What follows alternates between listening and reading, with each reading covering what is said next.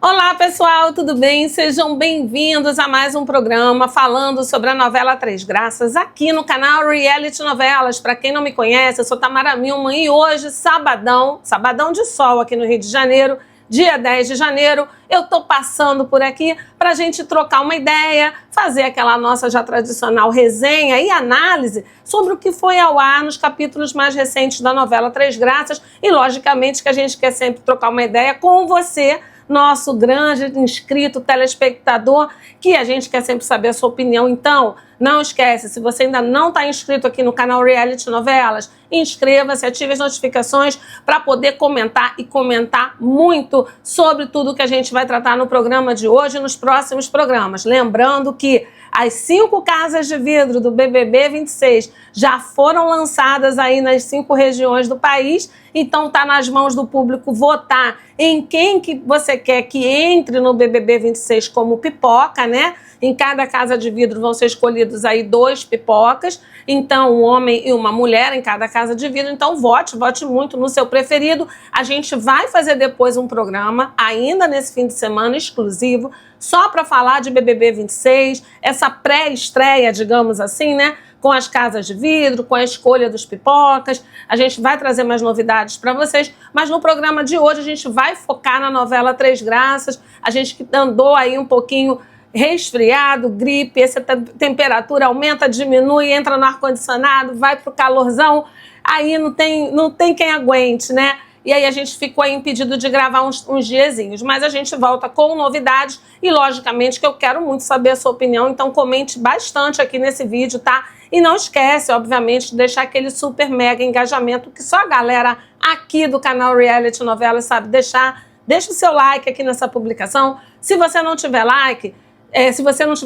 like é de graça, todo mundo tem. Se você tiver hype, deixa o seu hype também. Se não tiver hype, não tem problema. Deixa o like, que já tá valendo demais, tá? E eu já agradeço de antemão a todos vocês.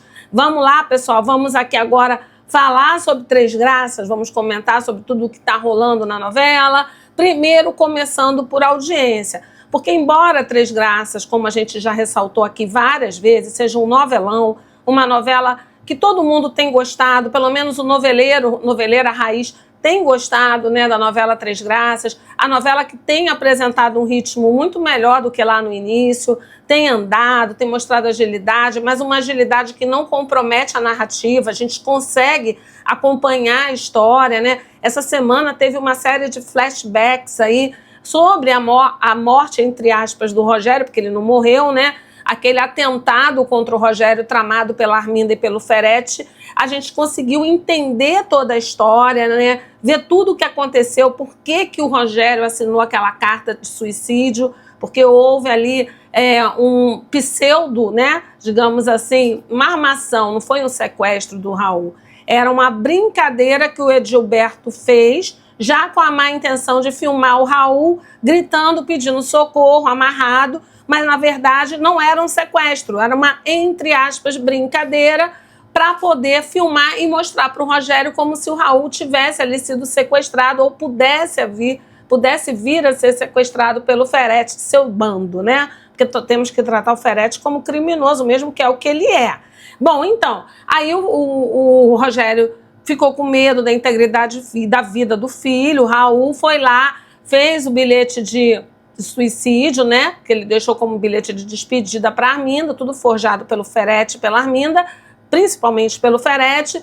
E aí a gente viu a lancha explodir e o Rogério voltando, contando aquela história de que ele tinha sido salvo por um pescador, ficou morando 5 anos com esse pescador e que não tinha recuperado a memória, quando isso não é verdade. Isso foi uma história, cobertura que ele inventou para não despertar muitas suspeitas, nem do Ferete, nem da Arminda, meio que despistá-los, né? Então ele disse que ele ficou desmemoriado esse tempo todo e quando ele recuperou a memória, ele resolveu voltar para casa. Bom, temos isso para falar, temos alguns spoilers do que vem pela frente também, né, gente? Vamos falar aí sobre essa semana o filho da Xênica, o doutor José Maria, que atende no posto de saúde lá da Chacrinha, já vinha desconfiando da ausência de melhora dos seus pacientes que estavam medicados, né? Ele passava os remédios certos e as pessoas voltavam sempre piorando, notadamente a Lígia chamou muita atenção dele, mas outros pacientes também. Ele tomou uma providência que a farmacêutica Viviane já deveria ter tomado há muito tempo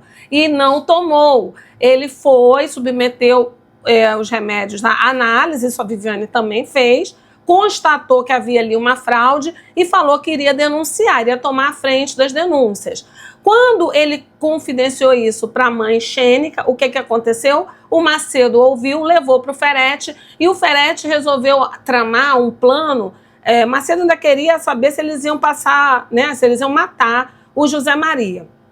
Só que o Ferete fez ali um plano muito mais ardiloso, né? Ele está planejando, de fato, colocar o José Maria, descredibilizar o José Maria e colocar o José Maria atrás das grades. Quando ele tomou conhecimento que o Zé Maria descobriu sobre o esquema de falsificação dos remédios lá no posto de saúde da Chacrinha, né, na Fundação Ferete, lá na Chacrinha, o que ele fez? Falou para o Macedo tomar a frente e ir junto com os demais capangas dele, Ferete, para fazer a substituição dos remédios falsos por remédios verdadeiros. Foi aí que a Viviane não entendeu nada, que eles estavam fazendo uma auditoria, e a auditoria era levar até o final do expediente para que a Viviane saísse do posto e eles pudessem substituir o estoque, tá? E eles fizeram isso propositalmente para descredibilizar o Zé Maria, e vai ser, por isso, talvez não, por isso, que o Zé Maria vai ser colocado na prisão, tá? O Ferete que está tramando, então, não a morte do José Maria, mas tirar a credibilidade dele e colocá-lo fora da jogada, atrás das grades, tá? A Xênica, não preciso dizer, filho dela, vai ficar inconformada com o Ferete, até porque a Xênica já tinha ouvido os boatos sobre os remédios serem falsos. Quando o filho dela descobriu isso, ela já tinha tido conhecimento sobre boatos acerca de que os remédios não faziam efeito, lembra? Que ela foi levar lá para a Zenilda, o Ferete não gostou, falou que ia demitir a Xênica, chegou a demiti-la, depois voltou atrás. Então, mais ou menos por aí que está se configurando a história. Mas bem, vamos começar falando, gente, sobre a audiência, como eu disse, né? Porque com toda essa reviravolta que teve, com toda essa história super ágil que está tendo a novela Três Graças, com essa narrativa que a gente consegue entender o desenrolar da novela, é uma novela altamente técnica, né?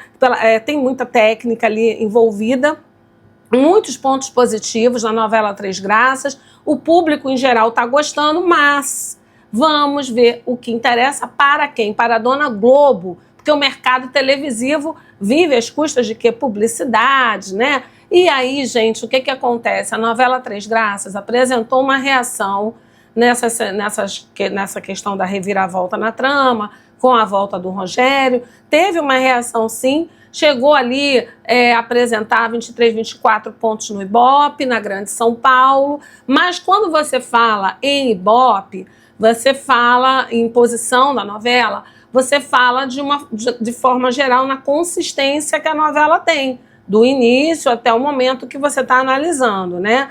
Vale Tudo teve um início conturbado, começou mais ou menos, depois começou a cair a audiência, foi caindo. Quando terminou lá uma novela que era da Record, aí Vale Tudo conseguiu começar uma esboçar ali uma recuperação e terminou com uma audiência até ok para a novela do horário das 9. Não era a audiência esperada pela Globo por um remake de uma novela tão icônica como foi a novela Vale Tudo lá de 1988, mas ela teve uma reação, né? Terminou toda a trama, Vale Tudo estava ali como a terceira pior audiência do horário nobre da Rede Globo, horário das 21 horas.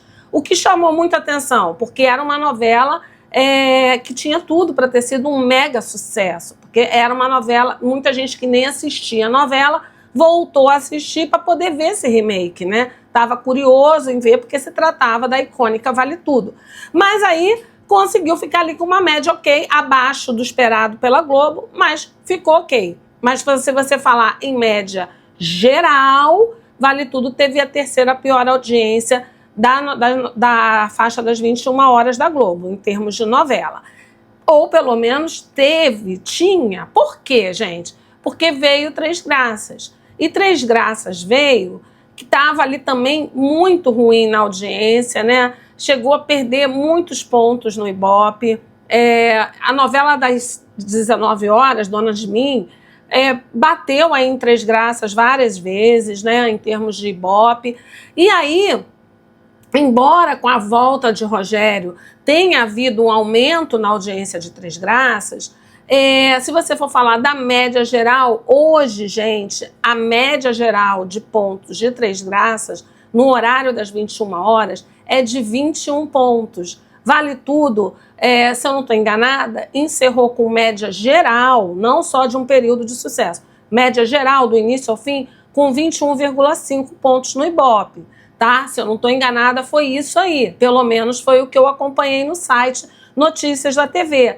E o Notícias da TV disse que com essa quantidade de pontos no Ibope, 21 pontos até agora, a média geral de Três Graças fica aí como a pior audiência do horário das 21 horas, ultrapassou a novela Mania de Você, que tinha sido aí o maior fracasso das 21 horas na Rede Globo. Ainda tem muita novela para rolar, né? Ainda tem muita coisa vindo pela frente. Vai ter aí a entrada de Viviane Araújo na trama, que quer queira, quer não, despertou a curiosidade dos fãs, tanto dela quanto do Belo. Foi necessário até mesmo a Viviane Araújo se manifestar e dizer que é ficção, gente, é trabalho, entendeu? Para as pessoas não ficarem ali com muitas expectativas sobre a relação dela com o Belo, já que a personagem da Viviane Araújo, a Consuelo, vai viver um romance com o Misael, que é o personagem do Belo. Eles tiveram um romance no passado. A Consuelo é do Rio de Janeiro, o Misael é de São Paulo. Ele, naquela fuga dele lá, né, que ele saiu desarvoradamente com parte do dinheiro das sacolas encontradas na sala, né, no cômodo onde ficavam as Três Graças. Ele retornou, se justificou para o grupo engoliu as justificativas dele.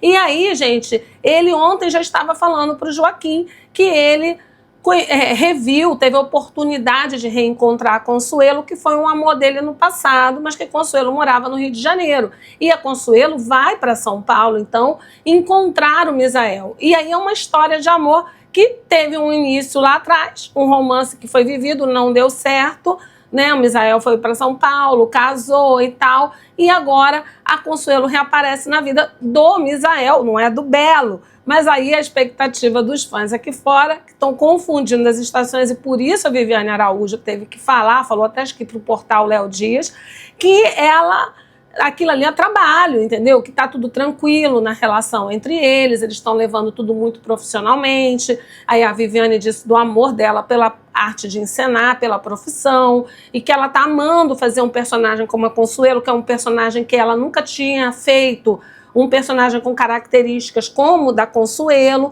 que ela vai fazer agora em Três Graças, mas aí ela precisou meio que deixar claro para o público, principalmente para os fãs deles, né? O que já estava claro para todo mundo. É trabalho, é ficção, não tem nada a ver. Viviane segue aí feliz com seu marido e seu filhinho e parece muito pouco provável que possa haver ali um resgate de uma relação entre ela e o Belo, como vai se dar na ficção entre Consuelo e Misael, né? Como ela bem disse, ficção é ficção, né? Treino é treino, jogo é jogo, né, pessoal? Então, pessoal aí tem que botar na cabeça que relação de Viviane Araújo e Belo acabou e aquilo ali é trabalho. A moça precisou deixar isso claro, mas a gente já sabia que era assim, né?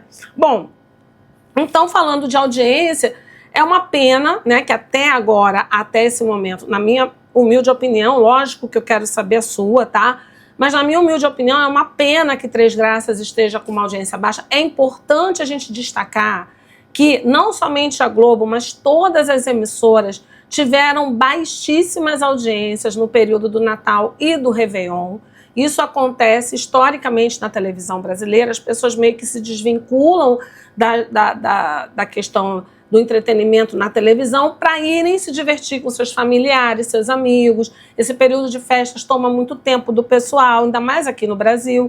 Então, gente, foi algo que era esperado pela emissora, tá? O que não era esperado é que Três Graças apresentasse tantas oscilações no Ibope, oscilações muitas vezes negativas, ao longo do seu início, né? Até agora, o momento em que se encontra. Vamos dizer que houve uma melhoria? Houve. A trama ganhou agilidade e está bastante interessante. Para muitas pessoas que gostam de televisão e gostam de novela, ainda há ali a impressão de que Três Graças é uma obra um tanto quanto genérica. Entrega, hora ou outra, alguma coisa, mas é genérica. Mas, gente, se a gente for comparar ao que foi o remake aí de Vale Tudo, escrito por Manuela Dias, que teve várias oscilações, não apenas na agilidade da trama, mas tipo assim, era uma trama que era ágil no que não interessava, ágil no que interessava ao telespectador, que fosse mais bem desenvolvido, e demorava a passar no que não interessava ao telespectador, ou seja, histórias aleatórias que não interessavam ao telespectador duravam mais do que o necessário, e aquilo que interessava ao telespectador, entender melhor o desenrolar da narrativa, daquele determinado núcleo, daquele determinado personagem, a autora Manuela Dias meio que passava por cima e ia embora. E sem falar em vários erros que a gente viu, né? A nível de direção da novela mesmo, foi muito criticada a novela, erros de continuidade frequentes, foi bastante também ali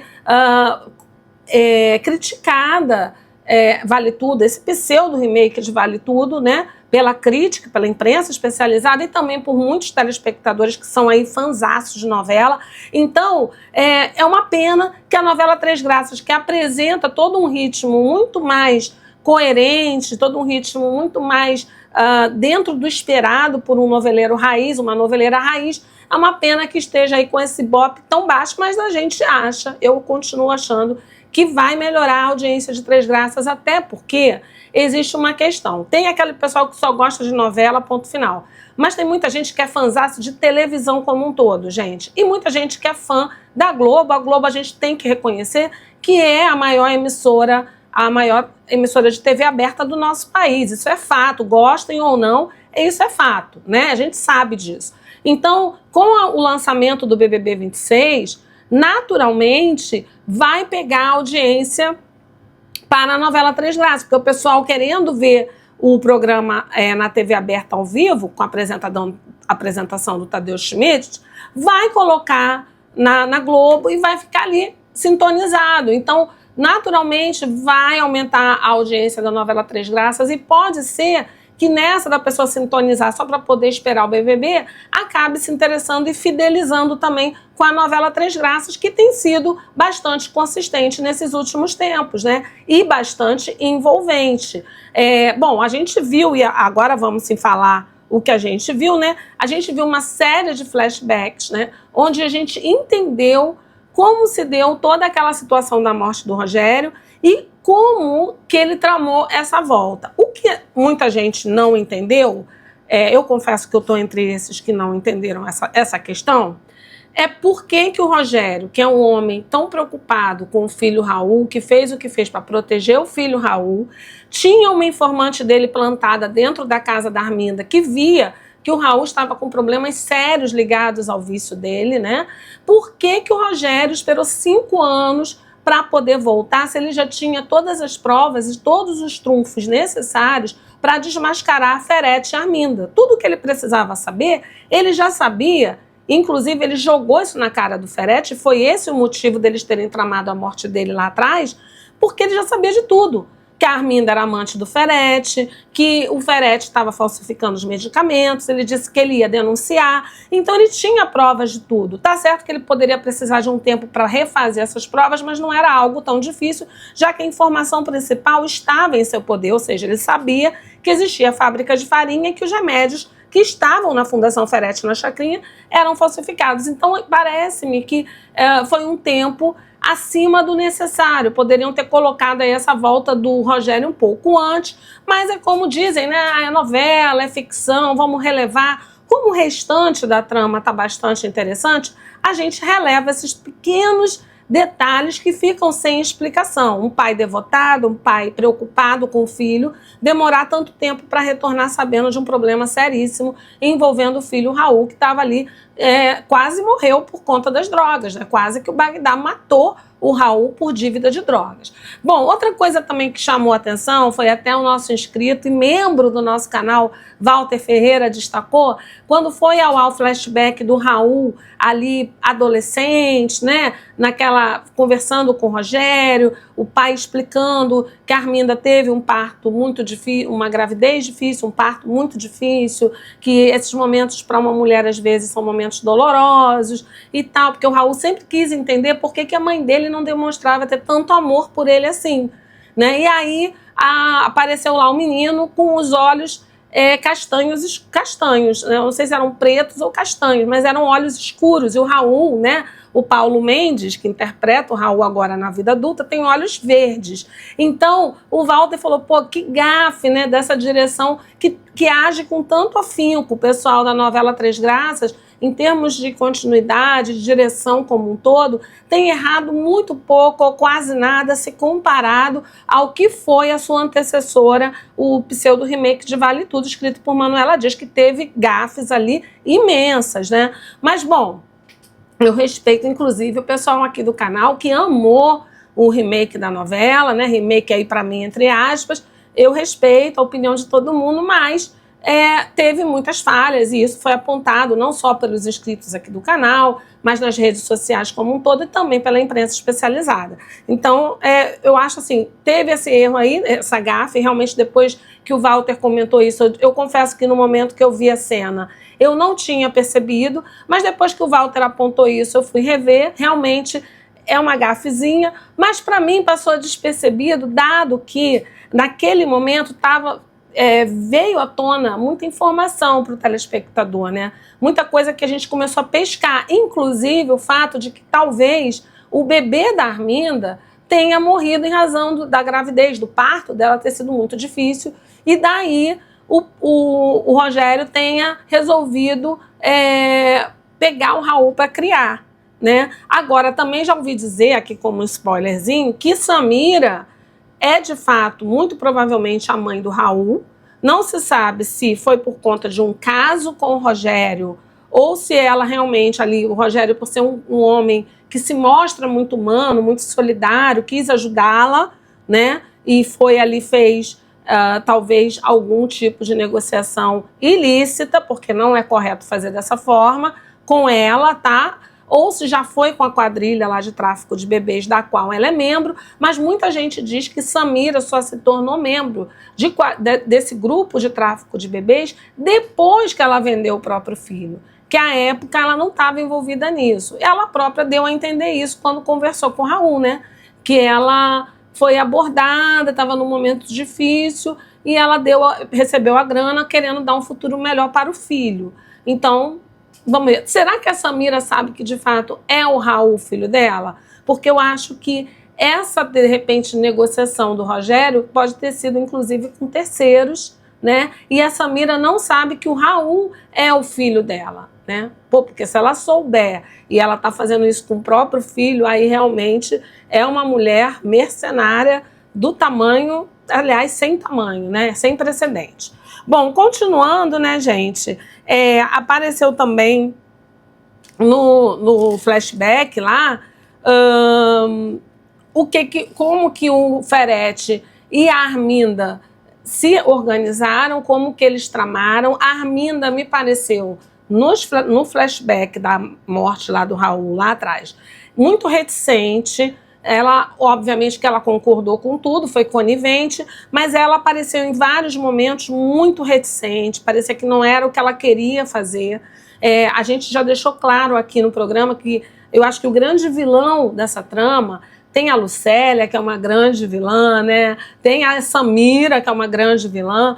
Tem o Ferete, mas acho que a Arminda também é uma grande vilã, sem dúvida alguma, mas o Ferete me parece aí ser o grande vilão, porque ele é o grande articulador das maldades da Arminda. Logicamente que a Arminda é adulta, faz porque escolheu fazer, mas parece que ela tem ali como se fosse uma dependência afetiva do Ferete e ela vai na onda, ela embarca na onda, né? Você vê que, num primeiro momento, sempre que o Ferete dá uma ideia, ela contra-argumenta, ela fica meio com o pé atrás. né? Quando o Ferretti sugeriu matar novamente o Rogério, agora para valer, né, nesse atentado que ele fez na casa da Arminda, ela não queria fazer, né? Ela falou, poxa, mas assim ele acabou de chegar. Ou seja, a Arminda meio que ela tá com muito medo, ela sabe que eles podem ser descobertos, ser colocados atrás das grades, mas ao mesmo tempo ela ficou reticente. Em todas as vezes que a gente viu no flashback, viu agora, em todas as vezes que o Ferretti vem querendo sugerir as maldades dele, notadamente com o Rogério, com o próprio Raul, a Arminda inicialmente fica com o pé atrás, fica relutante. Depois que ele vai falando, quer ir pra Papuda, quer não sei o que, aí ela vai falar, não, então vambora, eu vou topar. E ela também sempre muito alucinada pelo dinheiro, né? A Arminda que mostrou uma abstinência de não ter a obra de arte Três Graças, né? As 3 meninas dela para ela ficar abraçando ali naquele quarto secreto. Ela agora abre o cofre cheio de dinheiro e fica ali cheirando dinheiro, beijando dinheiro, muito apegada com essa questão material. Podemos dizer até que a Arminda deve estar alucinando. Há, inclusive, gente, spoilers aí, né? Vazou na imprensa especializada que talvez a Arminda morra, tá? Parece que o fim de Arminda será realmente a morte. Vamos ver se isso vai se concretizar. Porque há quem diga que não, que ela e Ferretti vão para trás das grades e Geluce vai ser meio que ali absolvida de ter liderado o roubo das Três Graças e vai se tornar presidente de uma nova fundação que vai receber o nome da mãe dela, a Fundação Lígia Maria das Graças. Então parece que já tem aí, já está vazando na imprensa especializada o final de Geluce e também o final de Arminda, que seria, muitos acreditam, a morte, tá? Bom, em outro núcleo, a gente tem que destacar também que nessa semana rolou aí o descobrimento por parte da Lígia da paternidade do bebê da Joelle. E quando ela descobriu que era o Raul, ela ficou atônita, porque ela sabe que isso pode provocar uma crise na casa da Arminda, inclusive culminando com a demissão da Geluce, que precisa daquele dinheiro para manter a família delas. A Lígia tentou entender toda a situação, mas o que a Lígia mais ficou revoltada foi o fato do Jorginho Ninja saber de tudo antes da Geluce, né? Porque a Joelle falou que quem sabia era o pastor, a Kellen e o pai dela, o Jorginho Ninja. E aí a Lígia ficou atônita, ficou revoltada, foi cobrar satisfações do Jorginho Ninja, foi ter uma conversa com o Jorginho Ninja, que história era essa dele saber da paternidade, que ele estava se metendo demais, passando à frente da Geluce, e o Jorginho explicou para a Lígia o que de fato aconteceu. Ele soube disso por acaso, porque o Raul estava sendo ali ameaçado, estava numa situação perigosa, que ele intercedeu e que não foi algo proposital, nem da Joelle contar, confidenciar para ele e nem dele, né, ficar sondando a Joelle. Aconteceu que foi por acaso, ele deu ali meio que as linhas gerais para a Lígia, mostrando que não foi algo que ele quis tomar à frente da Geluce, nem que a Joelle desconsiderou a mãe, foi ao acaso que ele descobriu a paternidade do bebê da Joelle, tá?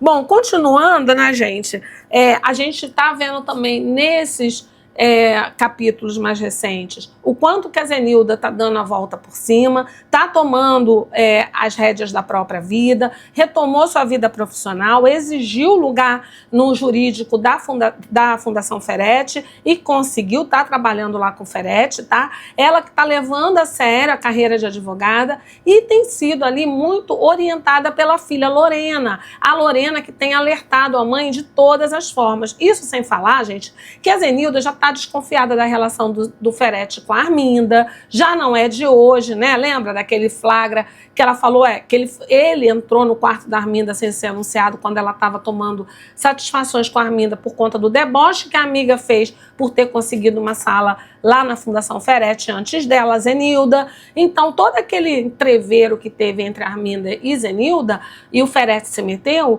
ela começou a desconfiar. Já tinha uma desconfiança anterior em relação à Arminda, mas por conta dela ter empurrado a Zenilda quando a Zenilda falou que tinha avistado o Rogério no trânsito, né? Ela jogou a Zenilda na frente de um ônibus e, por sorte, não aconteceu uma tragédia. Então, a Zenilda já vem com o pé atrás em relação à Arminda. A amizade mudou um pouco seu contorno, né? A Arminda que é praticamente a única amiga da Zenilda, embora a Xênica também tenha estudado com elas quando elas estavam ali no ensino fundamental, médio, enfim, elas estudaram na mesma escola. A Xênica era bolsista, a Zenilda era bolsista, a Arminda não, porque parece que os pais da Arminda, a Josefa e o pai da Arminda, sempre tiveram condições financeiras, e ela se vangloria disso perante as duas amigas que eram ex-bolsistas lá da escola que elas estudavam, tá? Então, a Zenilda tá mudando o seu rumo e a filha Lorena vem alertando a mãe. Inclusive, o episódio de ontem, a Lorena alertou a mãe. A imprensa especializada tinha divulgado anteriormente de uma outra forma, como se fosse um momento de reflexão da Zenilda com ela mesma, ligando os pontos e descobrindo que o Ferretti poderia ter sim um envolvimento sério em crimes perigosíssimos e que ela poderia parar na prisão por conta dele, só que não foi isso. O que apareceu ontem, gente? A Lorena já vinha desconfiando do pai, começou a ligar os pontos com tudo que vem acontecendo ultimamente, o reaparecimento do Rogério, entendeu? Toda aquela situação, ela pediu para conversar com a Juquinha e a Juquinha resolveu abrir o jogo com a Lorena ao dizer que uma das pessoas que não estavam interessadas na apuração da morte do Rogério lá atrás era o pai dela, o Santiago Ferretti. A Lorena pirou, né? Ficou louca, porque ela falou, meu Deus, ele é meu, ao mesmo tempo que eu tô vendo o que tá se passando, ele é meu pai, né? Mas assim, a Juquinha deixou claro para a Lorena que o Ferretti pode ter um envolvimento muito grande na morte, né, entre aspas, né, naquela primeira morte do Rogério. E aí, gente, a Lorena resolveu comentar isso com a Zenilda. No capítulo de hoje à noite, essa conversa delas vai ser mais bem colocada, mas a Lorena vai fazer a mãe refletir se vale a pena seguir como a esposa fiel, que está ao lado do marido para o que deve ou se vale a pena abrir os olhos, ver o que está ocorrendo, porque elas já estão vendo que a Arminda tem algum envolvimento nessas situações envolvendo a morte do Rogério, e esse segundo atentado do Rogério também, tá? Elas já estão de olho nisso, e que o Ferretti pode estar ligado a isso. Então ela vai dizer para a mãe, vale a pena ser a esposa fiel que fica ao lado do marido para o que deve ou é melhor você tomar o rumo da sua própria vida e virar esse jogo, né? E a Zenilda vai ter essa conversa com a Lorena que já tem tentado de todas as formas abrir os olhos da mãe, e a Zenilda também não tá de boba nessa história não, tá? É ela que parece que futuramente, como a gente já disse aqui no canal, deve viver aí um romance com o Rogério, tá? Eles vão inicialmente se aliar contra o Ferretti, e parece que depois vai ali debandar para um romance, possivelmente. Vamos ver, né? O que de fato vai rolar. Bom, a gente viu também a morte mal sucedida tramada pelo Ferretti junto com o Vicente, capanga dele. Ele resolveu ir com o Vicente até a casa da Arminda, no quarto de hóspedes onde o Rogério iria dormir, mas o Rogério foi avisado pela Gerluce, né? Que recebeu a informação da Dona Josefa, a Dona Josefa que ouviu a conversa do Ferretti com a Arminda, planejando novamente uma nova morte do Rogério, digamos assim, e aí ela pediu para a Gerluce avisar o Rogério, porque senão o Rogério poderia não acreditar nela, a Josefa, achar que ela estava delirando. A Gerluce, então, foi até lá, conversou com o Rogério e ele tomou todas as precauções, não mostrou nenhum desespero. A Gerluce ficou até surpresa com a reação do Rogério. Ele botou ali um bando de travesseiros fingindo que era um homem deitado na cama. O Ferretti foi com o Vicente lá na casa da Arminda durante a madrugada, só que no momento que era para dar o tiro, ele próprio pegou a arma e atirou. Quando ele atirou, ele não viu sangue. E aí ele descobriu, puxou as cobertas e viu lá o travesseiro. Ele falou, como ele descobriu isso? E aí ele falou, não vamos entrar em desespero, vamos sair do local, mas ele já estava desesperado, saíram do local do crime às pressas, ele e o Vicente, e foram para casa. Quando o Ferretti chegou em casa, ele quis ali disfarçar com a Zenilda, né, e tal, e aí ele recebe a ligação da Arminda, dizendo que eles tinham feito merda, porque quando o Raul ouve o tiro, né, toda a casa ouve o tiro, a Josefa ouviu o tiro, as empregadas, né, a Arminda, e a Arminda torcendo isso, morra, não sei o quê. Só que aí o Raul foi correndo pro quarto do pai, começou a chorar sem puxar as cobertas. como o Ferretti fez, ele não fez. A Arminda, então, entrou no quarto, dando uma de esposa que estava muito sentida com a mais uma vez ficando viúva. Ai, meu marido, meu querido, não sei o quê. E aí, nisso, a Josefa chama a polícia, ela reticente, lógico, ela que armou o crime. Não vamos chamar polícia nenhuma, até que eles puxam a coberta e veem que não tinha havido crime nenhum. O Raul já estava em desespero, aí a Arminda fala, vem embaixo da cama, se ele está embaixo da cama. O Raul falou, não tá. E o Rogério simplesmente desapareceu do mapa, levando aquele cachecol que carinhosamente a dona Josefa fez para ele. Ela depois foi perceber isso no dia seguinte. O Raul, na hora que viu isso, ainda era madrugada, ele saiu de casa desesperado com o desaparecimento novamente do pai. O pai que tinha dito para o Raul que não iria mais abandoná-lo, iria recuperar o tempo perdido entre eles dois. O Raul foi para as ruas desesperado, ficou zanzando, desnorteado, parou ali junto a um grupo de moradores em situação de rua, né, de pessoas em situação de rua, dormiu nas ruas, tá? E pela manhã, quando a Gerluce está indo para o trabalho de carona com o Paulinho, ela avista um grupo de pessoas em situação de rua falando para o Paulinho que é muito triste e tal, que a gente tem que agradecer diariamente, né? A vida que a gente tem, por maiores que sejam as dificuldades, é verdade mesmo, né, pessoal? E aí ela olha e vê o Raul, de repente, num rompante, e ela começa a falar, Raul, e ela grita, o Raul fala que é para ela ficar ali, que ele não volta mais para aquela casa, que ele não iria voltar então para a casa da mãe dele. E aí saiu correndo, e nesse dele sair correndo, tentando fugir da Gerluce, o Paulinho tentando controlar ali a situação, é que ele esquece o celular dele lá onde ele passou a noite, tá, gente? Então, em tese, não houve ali um furto, né? Porque ele deixou o celular lá e fugiu, foi embora, né? Fugindo da Gerluce desesperadamente. Aí parece que um morador lá em situação de rua, um homem em situação de rua, vai ver o celular e vai se apoderar do celular do Raul e vai ligar para o celular da Joelle, né? E que a menina vai se desesperar porque ela vai falar Raul, ele vai dizer Raul morreu. Ela vai ficar desesperada. Só que a gente sabe também, como eu disse que a gente ia falar que alguns spoilers que a imprensa especializada vazou, né? Que a Gerluce vai depois acolher o Raul na casa dela, né? Vai ver o Raul em situação de rua, vai acolher o Raul na casa dela. Ela vai perceber que vai ter um clima pesado, estranho entre o Raul e a Joelle, uma troca de olhares, sabe, um silêncio exacerbado, e ela vai começar a observar eles dois, até que ela vai flagrar uma conversa entre o Raul e a Joelle e vai então descobrir a paternidade do bebê da Joelle, vai descobrir que é o Raul, o pai do filho da Joelle, né, do neto dela, Gerluce.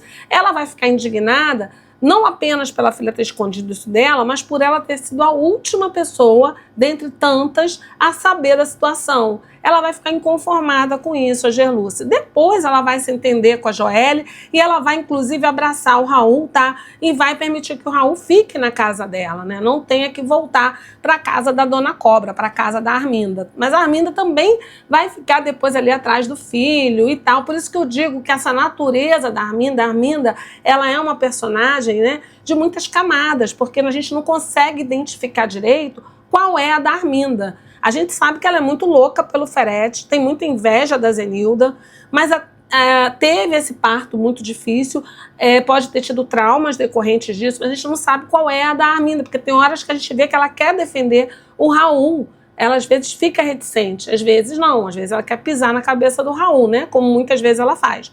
E a mesma coisa é com o próprio Rogério, que ela muitas vezes ficou relutante em fazer umas coisas mais tão cruéis como o Ferretti articula, né? Que é a natureza dele. Bom, gente, também temos que comentar aqui, né? Um ponto que eu achei muito importante na semana foi o fato do José Maria ter tomado a frente, ter feito o que a Viviane não fez, e foi o fato da imprensa especializada divulgar que provavelmente a Viviane vai viver um romance com o José Maria, tá? Com o doutor José Maria. A Viviane e o Léo, que formam um casal super bonitinho, que todo mundo acha lindinho, algumas pessoas torcem, outras não torcem. E por que não torcem? Tem gente que não torce porque acha que o Léo, ele é conivente por completo, totalmente conivente com o pai dele, Santiago Ferretti. Vê todas as coisas sujas que o Ferretti faz, o Ferretti aos poucos vai soltando para o Léo todos os seus esquemas maquiavélicos, né, criminosos, e o Léo, ao invés de se opor àquilo, que talvez a Zenilda fizesse isso, e a própria Lorena, não, o Léo tenta sempre agradar muito ao pai. E o pessoal, o telespectador, tá achando que o Léo já tá num nível de querer agradar demais o pai dele, Santiago Ferretti, que já extrapola o fato de simplesmente agradar. Até onde ele quer, de fato, apenas agradar o pai, conquistar o amor e a admiração do pai, e até onde ele, de fato, tem aquele ladozinho criminoso, né, de querer se dar bem às custas da morte dos outros, porque é isso que o Ferretti faz. Ele falsifica os medicamentos, as pessoas da chacrinha estão doentes, tomam os medicamentos, não faz efeito e morrem, né? Então as pessoas acham que o Léo é um belo de um filhinho, de um playboyzinho, mimadinho, que na verdade está achando bom o esquema de falsificação, porque permite a ele ter a vida boa que ele tem. Inclusive, o pai dele jogou isso na cara dele, né? Que se ele não se coadunasse com o esquema de falsificação dos medicamentos, que era para ele fingir que não era mais filho dele, Santiago Ferretti, e esquecer a vida boa de rico que ele tem. Então, ele está muito mais nisso, muito mais envolvido do que a gente pensa, e muita gente já estava torcendo contra o Léo por conta disso, tá? Muita gente, até que a reação dele quando soube do fato da Viviane ser uma mulher trans, muita gente também ficou revoltadíssima, mas muita gente entendeu que era um momento ali de uma revelação que ele não esperava e que talvez por ele ter um pai extremamente preconceituoso, enfim, que ele pode ter ali dado meio que um bug, ficou bugado e acabou metendo os pés pelas mãos e sendo extremamente insensível e indigno do amor da Viviane. Mas depois ele se recuperou, conseguiu pegar conselhos com a irmã Lorena, colocou a cabeça no lugar e tentou reparar os seus erros com a Viviane. Mas aí continua se coadunando com o esquema criminoso do pai dele, né? E aí vem o José Maria, médico ali, que não tem papai rico, não tem nada para protegê-lo e faz justamente o que a Viviane já deveria ter feito como chefe, como a farmacêutica responsável daquela farmácia da Fundação Ferretti. Então parece que isso a prisão do José Maria, uma prisão completamente equivocada, ilegal, né, do ponto de vista de que vai ser uma grande armação do Ferretti, a Viviane vai ali começar a ter uma aproximação com o José Maria e parece que vai haver um romance entre eles e, quiçá, haja um final feliz entre os dois. O que você achou disso? Torce para quem? Você torce para Viviane e Leonardo ou Viviane e José Maria? Um casal que parecia aí que nem rolava um clima, mas que pode vir a rolar. Qual é a sua opinião? Quero muito saber, nunca esquece de registrar aqui. Bem, gente, por hoje, essas eram as novidades que a gente queria trazer para vocês, tá? Era porque, pelo menos, achei que foram aí os pontos altos. Tem muito mais para se falar? Tem, mas se não fica um programa longo demais, a gente volta com outro programa em breve, né? A voz agora já deu uma melhorada, então a gente volta em breve com outro programa. E não esqueça, se você não está inscrito, inscreva-se e ative as notificações para ficar sempre por dentro de tudo que está rolando na telinha da TV e também nos bastidores. Aproveita e deixa o seu like aqui nessa publicação. Se você ainda não deixou, o momento é agora. Deixa o like aí e compartilha com quem é noveleiro assim como a gente, tá bom? Gente, um beijo, obrigada pela audiência. A gente se vê em breve. O pessoal que é fã de BBB, se liga que eu volto ainda, ou hoje ou amanhã, domingo, trazendo novidades sobre as 5 casas de vidro e os possíveis pipocas que irão entrar na edição de acordo com a indicação popular, né? Porque o voto tá na mão do público, vocês é que vão escolher. Então é isso aí, a gente se vê em breve. Um beijo, tchau!